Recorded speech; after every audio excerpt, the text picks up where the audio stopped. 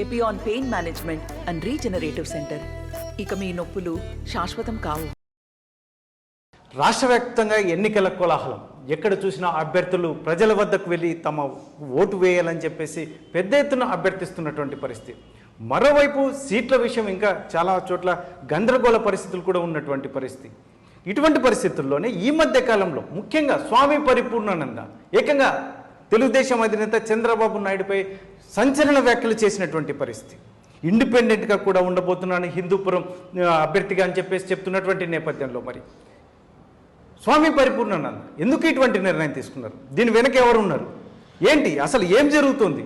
ఇటువంటి అంశాలపై మనతో మాట్లాడడానికి స్వామి పరిపూర్ణానంద గారు మనతో ఉన్నారు. ఏం చెప్తారు ఆయన మాటలు వినే ప్రయత్నం కదా. స్వామిజీ నమస్తే. స్వామిజీ నమస్తే. ఏంటి స్వామిజీ అసలు సంచలన వ్యాఖ్యలు చేశారు? ఏకంగా నాకు హిందూపురం బీజేపీ సీటు రాకపోవడానికి ప్రధానంగా చంద్రబాబు నాయుడు ప్రధాన కారణం అని చెప్పి మీరు వ్యాఖ్యలు చేశారు. ఏంటి దీని వెనక ఏంటి అసలు? చంద్రబాబు గారు కారణం పక్క. ఎందుకంటే ఇప్పుడు మనం చూస్తే ఇంకా రాష్ట్రంలో సీట్ల గందరగోళాలు బీజేపీకి, జనసేనకి, టీడీపీకి మధ్యలో నడుస్తూనే ఉంది. రేపటితో ఆఖరి రోజు, అంటే 25వ తేదీ ఆఖరి రోజు నామినేషన్ అండి. ఇంకా గందరగోళాలు నడుస్తూనే ఉంది. ఏం జరుగుతుందో తెలియని పరిస్థితి. హిందూపురం స్వామీజీకి కేటాయిస్తున్నామని బీజేపీ ప్రకటించుకుంది, నన్ను బరిలో దింపింది. నేను ఇక్కడ 6 నెలలుగా ఇక్కడ నేను వర్క్ చేస్తున్నాను. నా వాళ్ళందరూ కూడా అంతకంటే ముందు వచ్చి చాలా చక్కగా వర్క్ చేస్తూ ఉన్నారు.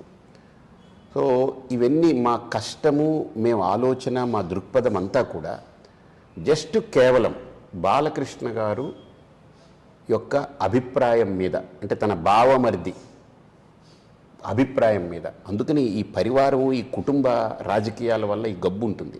ఎప్పుడైనా అన్న, తమ్ముడు, కొడుకు, అక్క, చెల్లి, బావమరుదులు, ఈ ఈ ఈ ఈ పెంటంతా ఎప్పుడు కూడా రాజకీయాల్లో దూరంగా ఉండాలి. ఇది గబ్బు పట్టిస్తుంది ఎలాగన్నా. ఇది పక్క. ఇప్పుడు ఎక్కడ చూసినా, ఏ రాష్ట్రాల్లో చూసినా అవే ఘోరంగా విఫలమవుతున్నాయి. ఇప్పుడు ఒరిస్సాలో నవీన్ పట్నాయక్ గారు ఉన్నారు. ఆయన ఒంటరి మనిషి. ఇప్పటిదాకా ఏ గందరగోళం లేకుండా, అలాగ ఒక మచ్చ మరక లేకుండా అలాగా పోతూ ఉన్నారు ఆయన.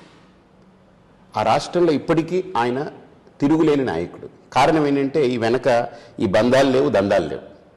ఇప్పుడు ఇక్కడ వచ్చింది ఈ బంధాలు దందాలే సమస్య. బాలకృష్ణ గారు ఏం చెప్పారట? స్వామీజీకి సీట్ ఇస్తే ఆయన కనుక మనకు కూటమిలో ఒక అభ్యర్థి అయితే ఎంపీగా నేను ఓడిపోతాను, నాకు ముస్లింలు ఓట్లు వేయరు అని చెప్పారట. అంటే ఒక్కటి స్వామి, మీరు స్వామి పరిపూర్ణానందకి అక్కడ సీటు రాకపోవడం వలన ఈరోజు మీరు చంద్రబాబుని కానీ, తెలుగుదేశంని కానీ, బాలకృష్ణని కానీ టార్గెట్ చేస్తున్నారు. నా సీటు అనేది ప్రతి నాయకుడు సీటు గురించి ఆలోచిస్తారు, కామెంట్ చేస్తారు. నేను సీటు గురించి అనట్లా. సీటు ఇవ్వకపోవడానికి వెనక ఉన్న కారణం ఏంటంటే, ముస్లింలకి ఈరోజు మా ముస్లిం ఓట్లు మాకు పడాలంటే స్వామీజీ ఉండకూడదు. అంటే వీళ్ళు ఎంత దూరం వెళ్ళిపోయారనంటే 85-89% ఉన్నటువంటి హిందూ సమాజాన్ని వీళ్ళు తుంగలో తొక్కేశారు, గంగలో కలిపేశారు. ముస్లింలు ఓట్లేరు కాబట్టి స్వామీజీని పక్కన పడేయాలి. అంటే వీళ్ళకి ఎంత బ్రెయిన్లో ఎంత మిల్లీగ్రాములు ఉన్నాయో నాకు అర్థం కావట్లేదు. కేవలం అదొక్కటే కారణం. స్వామీజీ ఇక్కడ గెలుస్తారు, స్వామీజీకి మద్దతు ఉంది, అన్ని వర్గాల నుంచి మద్దతు ఉంది అనే అభిప్రాయం ఉన్నప్పటికీ కూడా ఆయన ఇప్పటిదాకా ఎన్నో సేవలు చేశారు, ఎన్నో చేశారు, ఎన్నో కార్యక్రమాల్లో ఆయన నిలబడ్డారనేటువంటిది ఉన్నా ఇప్పటిదాకా నేను ఎవరిని చేయి జాపని ఒక నిజాయితీతో కూడుకున్నటువంటి ఒక వ్యవస్థ ఉన్నప్పటికీ వాళ్ళకి అవేం కనపడదు. జస్ట్ వాళ్ళ ఓటు బ్యాంకు రాజకీయం. పోనీ ఏ ముస్లింలు చెప్పారు నాకు చెప్పమనండి, లిస్ట్ తీయమనండి. అంటే ఏకంగా నందమూరి బాలకృష్ణని మీరు డైరెక్ట్గా అటాక్ చేయడానికే బరిలోకి దిగబోతున్నారా? బాలకృష్ణ మీద కోపంతోనే, ఎందుకంటే బాలకృష్ణ ఈ రకంగా ఈక్వేషన్స్ తీసుకొచ్చిన సీటు రాలేదు, లేదంటే ఈ రకమైన ఈక్వేషన్స్ ఉన్నట్టు పట్టే స్వామి పరిపూర్ణానంద ఈరోజు ఏకంగా పోటీలో నిలవనున్నారా? బాలకృష్ణ గారు కానీ, చంద్రబాబు గారు కానీ, లేకపోతే ఇంకోళ్ళు XYZ కానీ నా టార్గెట్ కాదు. వాళ్ళు మనుషులు, నేను మనిషినే. మనుషుల మీద ఇంకో మనిషి వెళ్ళి టార్గెట్ చేయడం అనేటువంటిది మానవీయ కోణంలో అది ఒప్పుకోదగ్గది కాదు. నేను ఏ రోజు ఒక మాట తోలనాడను. కాకపోతే నా సీటుకి ఎసరు పెట్టడానికి కారణం, నా సీటు రాకుండా చేయడానికి కారణం, అది హిందూ సమాజాన్ని బాధపెట్టింది, గాయపరిచింది. మరోమారు హిందూ సమాజం దగాబడుతుంది అనేది అర్థమైంది. నేను కాముగా ఉన్న హిందూ సంఘాలు కానీ, హిందూ సంఘాలకు సంబంధించినటువంటి ప్రధానమైన వ్యక్తులు కానీ, సాధువులు వాళ్ళందరూ ఇప్పుడు మనతో నడుస్తారు, ఇప్పుడు రేపు వస్తారు. నా నామినేషన్ పర్వమైంది, గుర్తు రాగానే వాళ్ళందరినీ పిలుస్తామని. ఎందుకంటే ఊరికినే ఎందుకు అనేటువంటి దాంట్లో మీరు చూస్తారు. కానీ నాకు Balakrishna is not my target, Chandrababu is not my target. పొత్తులో భాగంగా వాళ్ళు సీటు ఇదిగో వేరే కారణం, దీని కారణంగా ఇవ్వలేము అనేది వేరే విషయం. టార్గెట్ కాకపోయినా కోపమైన అయిండొచ్చా? టార్గెటే కానప్పుడు కోపం ఎందుకు ఉంటుంది? కోపం ఎప్పుడు వస్తుందనంటే నాకేదో వ్యాపారంలో లావాదేవీలో నాకేదో వాళ్ళు వ్యక్తిగతంగా భూషణలో చేస్తే నాకు ఏదైనా వాళ్ళని నేను అనడానికి అవకాశం ఉంటుంది. నన్ను వ్యక్తిగతంగా అన్నా కూడా, బాలకృష్ణ గారు చంద్రబాబు గారు ఎవరైనా అన్నా కూడా అది వాళ్ళ విఘ్నతకు వదిలేస్తా. నేను ఎప్పుడు బాలకృష్ణ గారిను చంద్రబాబు గారిని వ్యక్తిగతంగా దూషించలేదు. నా సీటు ఇవ్వకపోవడానికి వాళ్ళు ఇచ్చిన కారణం చాలా, అది హిందూ సంఘాలని, హిందూ సమాజాన్ని దిగ్భ్రాంతికి గురి చేసింది. అండ్ ఎస్పెషల్లీ ఒక సాధువుగా నా సీటుని వాళ్ళు ఈ రకంగా చేయడం అనేటువంటిది, అది నన్ను ఈరోజు హిందూ సంఘాలందరూ కూడా ప్రతిపాదన చేశారు. లేదు, మన ఎట్టి పరిస్థితుల్లో వెనకడుగు వేయొద్దు, మీరు నిలబడండి, గెలిపోవటం సంగతి తర్వాత సంగతి, మేమందరం మీ వెనక నడుస్తాము, మనం నిలబడాల్సిందే అనేటువంటిది అవమానం జరిగింది. అక్కడ హిందూ వ్యవస్థకి అవమానం జరిగింది.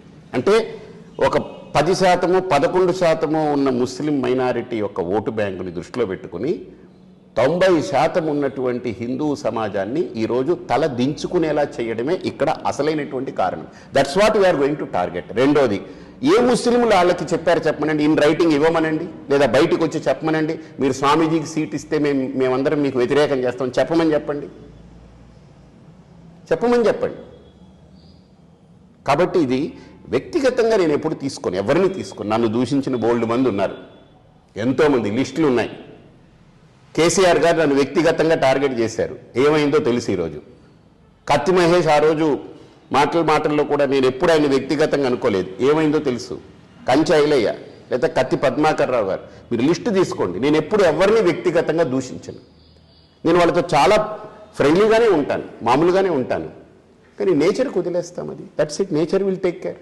అయితే మొత్తం మీద మాత్రం ఎన్నికలంటే అంత ఆషామాషి విషయం కాదు. ఇటువంటి పరిస్థితుల్లో ఏకంగా ఇప్పుడు కూటమి, బీజేపీ, జనసేన, తెలుగుదేశం కూటమి ఒకవైపు, జగన్మోహన్ రెడ్డి వైసీపీ పార్టీ ఒకవైపు, ఇటువంటి పరిస్థితుల్లో ఒక సన్యాసి పరిపూర్ణానంద ఎంత మేరకు ఎదుర్కోగలడు ఈ పార్టీలని? కానీ ఈరోజు ఇండిపెండెంట్గా మీరు బరిలో దిగుతున్నటువంటి నేపథ్యం ప్రపంచంలో చూడండి, ఏమనుకుంటుంది, ఏనుగు చాలా బలం అనుకుంటుంది కదా. కానీ ఏనుగు తొండంలోకి ఒక చేమ వెళ్ళింది అనుకోండి, అంత పెద్ద ఏనుగు కుప్పకూలుతుంది కదా. బలం నాకు బయట ఏదో బలంగా ఉందని కాదు, నాకు ఆత్మబలం ఉంది. ప్రజల్లోకి ఆత్మబలాన్ని ఎలా తీసుకెళ్ళగలను, నాకు నా మాటకి బలం ఉంది, నాకు సత్తా ఉంది. అలాగనే ప్రజలకి ఏం కావాలో నిలబడి నిలకడగా చెప్పగలిగే దమ్ము నాకుంది. నేను ఒకటే చెప్తున్నా, ఇప్పుడు మీ ఆర్టీవీకి కానీ ఏ టీవీకి కానీ ఒకటే చెప్తాను, ఇక్కడ ఫ్యాన్కి ఓటేస్తే అది బెంగళూరులో తిరుగుతుంది, సైకిల్కి ఓటేస్తే హైదరాబాద్లో తిరుగుతుంది, స్వామీజీకి ఓటేస్తే హిందూపురంలోనే తిరుగుతూ ఉంటారు. హిందూపురంలో మీ మధ్యలో నిలబడేటువంటి వ్యక్తికి మీరు ఓటేసుకుంటారా? లేదు ఏదో ఊపుకి తోపుకి ఏదో చెయ్యి ఊపారు చేతులు జాపారు అనే దానికి మీరు ఓటేస్తారా?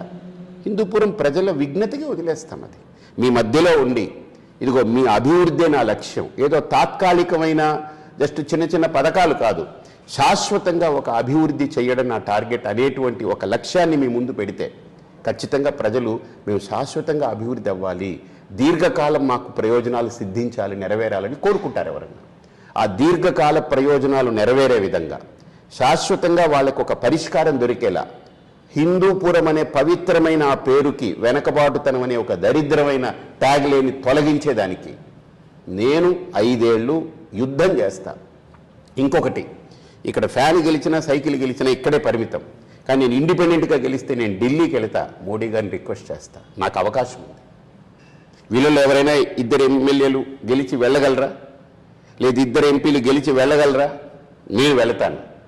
నేను అక్కడికి వెళ్ళి కూర్చుంటా. నేను బ్యాగ్ వేసుకుని సర్దుకుని వెళ్ళి అక్కడ నెల రోజులు నన్ను పట్టించుకోరనుకోండి, నేను కూర్చుంటా, ఒక దీక్ష చేసుకుంటా. నేను అమ్మవారికి దీక్ష చేస్తా, ఎలాగన్నా మోడీ గారి దగ్గరికి ఈ ప్రాంతం యొక్క సమస్యలు నేను తీసుకెళ్లాలని నేను కూర్చుంటా. ఒక సన్యాసిగా ఖచ్చితంగా నేను నెగ్గించుకొని వస్తాను. ఇది నా దమ్ము. హిందూపురం అనేటువంటిది దన్నుగా ఉంటుందని నేను భావిస్తున్నాను.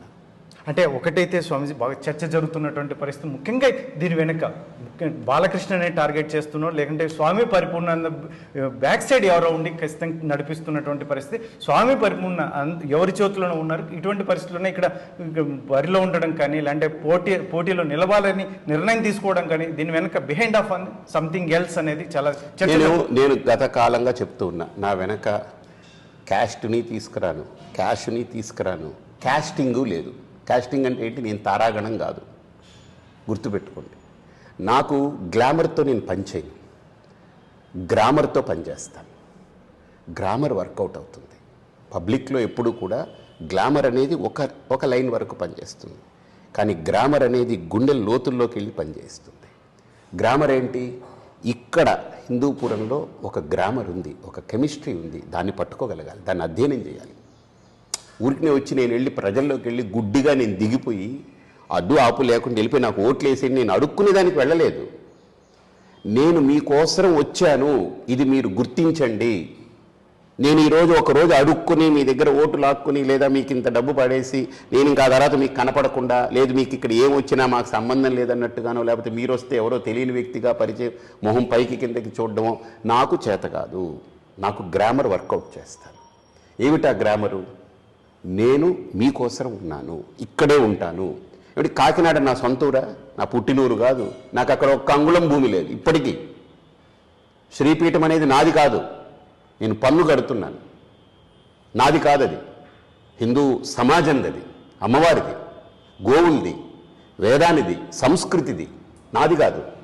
నాకు ఒక అకౌంట్ ఉండేది కాదు మొన్నటిదాకా. ఇప్పుడు దీంట్లో దిగాం కాబట్టి ఒక బ్యాంక్ అకౌంట్ ఓపెన్ చేయాలి, ఒక విధానం కాబట్టి చేశాం.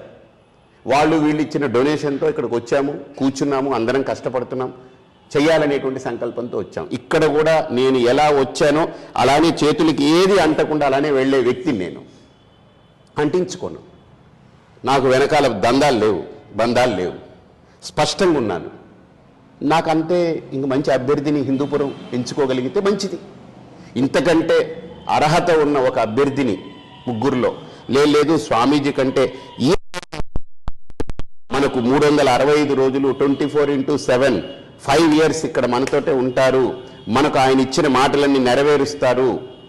ఏదో ఊరికి వచ్చి ఓట్లు వేయించుకొని వెళ్ళిపోయే రకం కాదు. ఈయన ఓట్లకో నోట్లకో ఉండే మనిషి కాదు.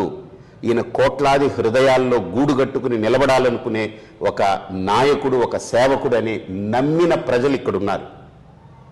ఓట్లకో కోట్లకో కాదు, కోట్లాది హృదయాలు గూడుగట్టుకుని ఈయన నిలబడగలడు, మా గుండెల్లో ఉండిపోతాడు ఈయన అని నమ్మిన హృదయాలు ఇక్కడ ఉన్నాయి. ఆ హృదయాలకి నేను సమాధానం చెప్తాను. వాళ్ళు ఎలా స్పందిస్తారో మీరు చూస్తారు. నా వెనక ఎవరు లేరు. అంటే ఒక విషయం, ఇప్పుడున్న పరిస్థితులు ఇండిపెండెంట్గా అభ్యర్థిగా పోటీలో నిలబడాలంటే అంత ఆషామాషి విషయం. ఓట్ బ్యాంక్ ఉండాలి, ఫైనాన్షియల్గా ఉండాలి. ఇటువంటి పరిస్థితుల్లో మీకు సొంత ఓట్ బ్యాంక్ ఏంటి, అసలు మీ ధైర్యం ఏంటి, అందులో ఫైనాన్షియల్గా ఇప్పుడున్న పరిస్థితుల్లో ఈ రాజకీయ ఇంత ఉద్దండుల మధ్య మీరు ఫైనాన్షియల్గా మీరు అడిగింది ఏంటంటే 2 విషయాలు. ఓటు బ్యాంక్ అంటున్నారు. నాకు నా రూటే నాకు ఓటు. నా రూట్ కరెక్ట్ కాదనుకో అక్కడ ఎవరికి ఓట్లు కూడా పడవు, అంతే కదా. ఇప్పుడు 2 పెద్ద పార్టీలు మీరే అంటున్నారు కదా, నేనెవరో జస్ట్ మీరు ఏమనుకుంటున్నారు, ఒక ఇండిపెండెంట్, ఒక అనామకుడిని అంటున్నారు. ఎస్, నేను అనామకుడినే. ఎవడైనా ఈ భూమి మీద పుట్టినప్పుడు పేరు ఊరు లేకుండానే పుడతారు. నేను అలానే హిందూపురంలో పుట్టా, ఇప్పుడు పేరు ఊరు లేకుండా ఒక అనామకుడినే. కానీ పుట్టిన బిడ్డకి పేరు పెడతారు, పుట్టిన బిడ్డని ఒక గొప్పవాణ్ణి చేసుకుంటారు. అలాగని ఈరోజు స్వామి పరిపూర్ణానంద ఒక అనామకుడిగా హిందూపురంలో పుట్టాననుకో, ఈ హిందూపురం ఈ బిడ్డని ఎలా చేసుకుంటుందో, ఎలా సాగుతుందో మీరు చూస్తారు. దీనికి డబ్బుతో ప్రమేయం లేదు. తల్లిదండ్రులు ఆ బిడ్డ పుట్టగానే నా పాలు ఇస్తాను, నువ్వు నాకు ఎంత ఇస్తావు, ప్రతి పాలు తాగినప్పుడల్లా నాకు ఎంత ఇస్తావు, లేదు వాళ్ళ నాన్న నీకు అంగీ కుడతాను, లావు కుడతాను, నిక్కరేస్తాను, నాకు ఎంత ఇస్తావు అని ఏ తల్లి తండ్రి అడగరుగా. హిందూపురంలో కూడా ఏ తల్లి తండ్రి నన్ను డబ్బులు ఆశించరు, నన్ను ఒక బిడ్డగా ఆదరిస్తారు. నేను వాళ్ళకి అడ్డాగా ఉంటానని వాళ్ళు నమ్ముతారు. సో ముఖ్యంగా ఫైనల్గా చెప్పండి, ఇప్పుడున్న పరిస్థితులు ఎస్పెషల్లీ ఈ ఎన్నికలు అనేది మాత్రం మీకు చాలా శత్రువుల్ని కూడా కూడగట్టే అంశం కావచ్చు. నెవర్. నన్ను వాళ్ళు ఎలా పరిగణిస్తారో నాకు అనవసరం. నేను ఎవరిని శత్రువుగా అనుకోను. నాకెవరితో శత్రుత్వం లేదు. నేను నా యొక్క నామినేషన్ వేసిన దాంట్లో కూడా కులం అడిగితే నేను కులాలకు అతీతంగా నిలబడ్డ వ్యక్తిని, ఒక సన్యాసి. నా కులంతో పని లేదన్నా. నేను భారతీయుడిని అని చెప్పాను. చెప్పమనండి ఈ రాజకీయ నాయకులను ఎవరినైనా దమ్ముతోటలాగా. నాకు కులంతో పని లేదు, నాకు అన్ని కులాలు నావి. అందుకే నేను ఎప్పుడూ ఒక మాట ఇచ్చాను, గడప లోపలే కులం, గడప దాటితే హిందువులం అన్నాను. ఇంతే, గడప దాటితే ఈ కులాలన్నీ ఎందులో ఉన్నాయి? హిందూ సమాజంలో పట్టుకొచ్చి పెట్టబడింది, రుద్దబడింది. నేనేమన్నాను, మీ సమాజంలోకి వస్తే మనమంతా హిందువులమే అని నా నినాదం. ఆ నినాదానికి కట్టుబడే నేను నామినేషన్లో కూడా నేను దాఖలు చేశాను. అందులో పెట్టచ్చు, పెట్టకపోవచ్చు, కానీ నాకేవి కుల గజ్జి లేదు, కుల పిచ్చి లేదు. నేను కులం రాసుకోలేదు, నేను రాయాల్సిన పని లేదు. నేను నిలబడ్డాను. నా నిజాయితీ అది, నా విశ్వసనీయత అది, నా కమిట్మెంట్ అది, నాలో ఉండే నాకున్న సంకల్ప బలం అది. అది గుర్తు చేసుకోండి. దాని వెనక ఎంతమంది తోడవుతారో మీరే చూస్తారు.